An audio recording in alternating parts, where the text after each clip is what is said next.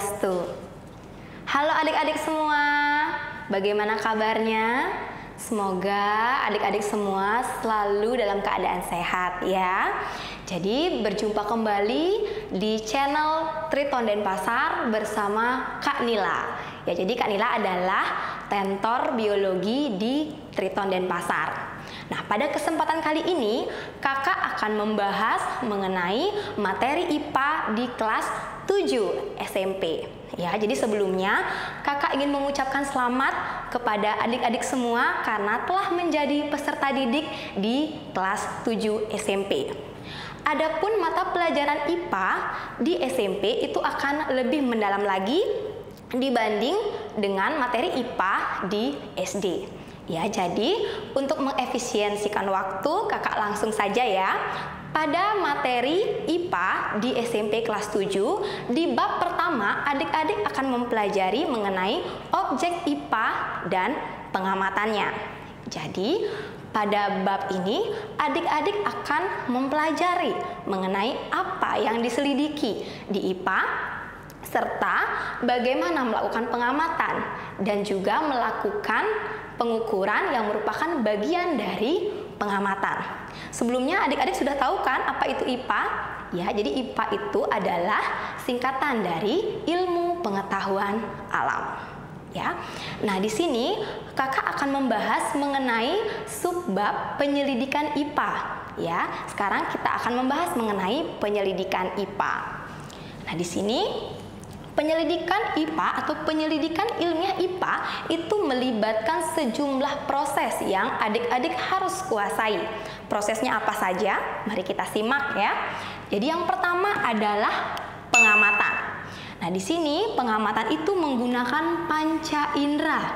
Ya, jadi di sini mata untuk melihat, telinga untuk mendengar, hidung untuk mencium bau, lidah untuk mengecap rasa, dan kulit untuk meraba. Ya, jadi di sini termasuk melakukan pengukuran dengan alat ukur yang sesuai.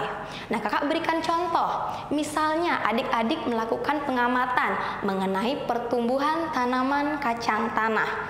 Nah, jadi adik-adik akan melihat dengan mata adik-adik sendiri bagaimana pertumbuhan kacang tanahnya. Ya, jadi sekaligus di sana adik-adik juga dapat melakukan pengukuran dengan alat ukur yang sesuai, yaitu penggaris untuk mengukur tingginya. Nah, di sini pengamatan yang dilakukan itu adalah untuk mengumpulkan data dan juga informasi. Baiklah, itu proses yang pertama, yaitu pengamatan. Kita lanjut pada proses yang kedua. Nah, ini yaitu membuat inferensi. Apa itu inferensi? Nah, di sini membuat inferensi maknanya adalah merumuskan penjelasan berdasarkan pengamatan. Ya. Nah, di sini penjelasan ini digunakan untuk menemukan pola-pola atau hubungan antar aspek, dan nantinya akan adik-adik itu membuat perkiraan.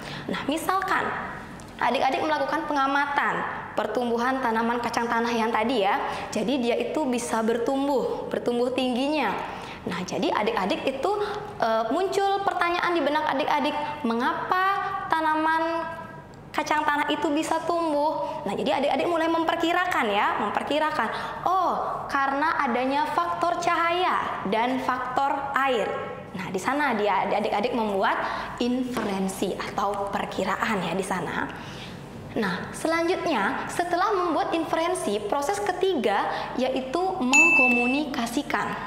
Nah, jadi setelah adik-adik tadi mengamati, adik-adik membuat inferensi atau penjelasan yaitu berupa perkiraan, dan selanjutnya adik-adik harus mengkomunikasikannya. Nah, di sini mengkomunikasikan hasil penyelidikan itu adik-adik bisa lakukan baik secara lisan, yaitu berbicara secara langsung, maupun melalui tulisan. Ya, jadi tulisan yang bisa adik-adik buat di buku tulis atau kertas. Ya. Nah, hal-hal yang dikomunikasikan termasuk data yang disajikan dalam bentuk apa saja? Bisa tabel, bisa grafik, bisa bagan, dan gambar yang relevan. Jadi ketika adik-adik misalnya mengamati pertumbuhan kecambah kacang tanah itu, adik-adik setiap hari mengukur tingginya. Nah, tingginya itulah yang adik-adik kemas dalam bentuk tabel, sehingga adik-adik dengan mudah mengkomunikasikannya. Ya, nah jadi kakak simpulkan untuk penyelidikan IPA, proses-proses yang harus adik-adik kuasai ada berapa? Ya, ada 3. Yang pertama adalah pengamatan, yang kedua adalah membuat inferensi, dan yang ketiga adalah mengkomunikasikan. Ya. Nah, selanjutnya kita akan masuk pada objek yang dipelajari dalam IPA. Nah, objek yang dipelajari dalam IPA yaitu seluruh benda yang ada di alam. Ya, dengan segala interaksinya untuk dipelajari pola-pola keteraturannya. Nah, di sini objek tersebut bisa berupa benda yang sangat kecil atau renik, misalnya bakteri, virus, atau jamur, bahkan penyusun-penyusun atom. Nah, juga dapat berupa benda-benda yang berukuran besar, ya seperti lautan, bumi, matahari, hingga jagat raya ini, ya. Nah, di sini karena adanya penelitian-penelitian yang lebih mendalam di bidang IPA dan juga didapatkan pengetahuan-pengetahuan yang sedemikian kompleks, maka pengetahuan-pengetahuan di IPA itu dikelompokkan menjadi 4. Ya, jadi apa saja? Yang pertama adalah fisika, yang kedua adalah kimia, yang ketiga adalah biologi, dan yang keempat adalah ilmu bumi dan antariksa. Adapun pada fisika itu mempelajari tentang aspek mendasar alam seperti materi, gaya, gerak, panas, cahaya, dan gejala alam fisik lainnya. Adapun pada kimia itu menyelidiki tentang perubahan dan penyusun zat. Adapun di biologi itu mempelajari mengenai makhluk hidup dimulai dari yang ukurannya paling kecil atau renik hingga lingkungan yang luas. Adapun di ilmu bumi dan antariksa mempelajari mengenai asal-usul bumi dan perkembangan dan keadaan saat ini, serta mengenai bintang-bintang, planet-planet, dan benda-benda langit lainnya. Ya, baiklah, untuk menguji kemampuan adik-adik terhadap materi objek IPA dan pengamatannya, kakak sudah punya satu soal ya. Mari kita lihat soalnya. Langkah awal yang harus dilakukan dalam sebuah penyelidikan IPA adalah A. Mengamati, B. Mengkomunikasikan, C. Menanyakan, D. Mempresentasikan. Yuk, silahkan dipikirkan dulu apa kira-kira jawabannya. Jadi jawaban untuk soal langkah awal yang harus dilakukan dalam sebuah penyelidikan IPA adalah, jawabannya adalah yang A. Mengamati.